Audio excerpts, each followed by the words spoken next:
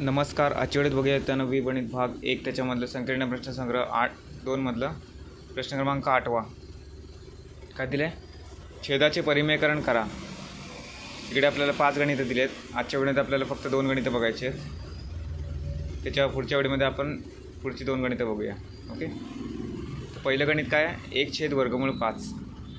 याचं आपल्याला छेद जे आहे त्याचं परिमेयकरण आपल्याला करायचं आहे. ओके. ते गणित लिहून घेतलं आपण. 1/वर्गमूळ 5 याचं परिमेयकरण कसं करणार? छेदाचं एकदा वर्गमूळ 5ने गुणायचं आहे, एकदा वर्गमूळ 5ने भागायचं आहे. ओके. तर आपण इथेच गुणूया. गुणायचं आहे ना. वर्गमूळ 5ने एकदा गुणलं आणि वर्गमूळ 5ने भागलं. उत्तर काय आलं? 1 गुणिले वर्गमूळ 5 वर्गमूळ 5 भागिले वर्गमूळ 5 गुणिले वर्गमूळ 5. वर्गमूळ चिन्ह कॅन्सल होता आणि शिल्लक करायचं 5. ओके. त्याच्या पुढे काय करू शकत नाही. हेच उत्तर आहे आपलं. पहिल्या गणिताचं छेदाचं परिमेयकरण झालेलं आहे. ओके. आता आपण दुसरं गणित इथेच लिहूया. 2/3 वर्गमूळ 7. तर याच्या छेदाचं परिमेयकरण करायचं आहे. म्हणजे आपल्याला काय करायचं? नेमकं फक्त वर्गमूळच्या आतमध्ये कोणकोणत्या संख्या आहेत? एकच आहे ना, 7, आणि बाहेर 3 आहे.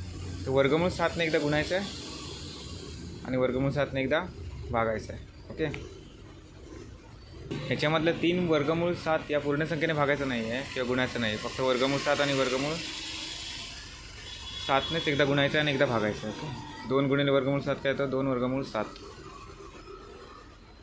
भागिले 3. जसं तसं लिहूया. वर्गमूळ 7 गुणिले वर्गमूळ 7 7 जातं निघून. ओके. म्हणजे वर्गमूळ चिन्ह जातं निघून, 7 शिल्लक राहतं. आता 2 गुणिले वर्गमूळ 7 जसं तसं लिहायचं आहे. 7 गुणिले 3 21 होतात. ओके. आता हे भाग जातो काय बघायचं? 2 21ला नाही जात. मग हेच उत्तर आलं आहे फायनल. ओके. तर या गणिताचं छेदाचं परिमेयकरण केल्यानंतर उत्तर काय आलं आहे? 2 वर्गमूळ 7 भागिले 21. ओके. आता पुढची 2 गणितं पुढच्या वेळेमध्ये बघूया. धन्यवाद.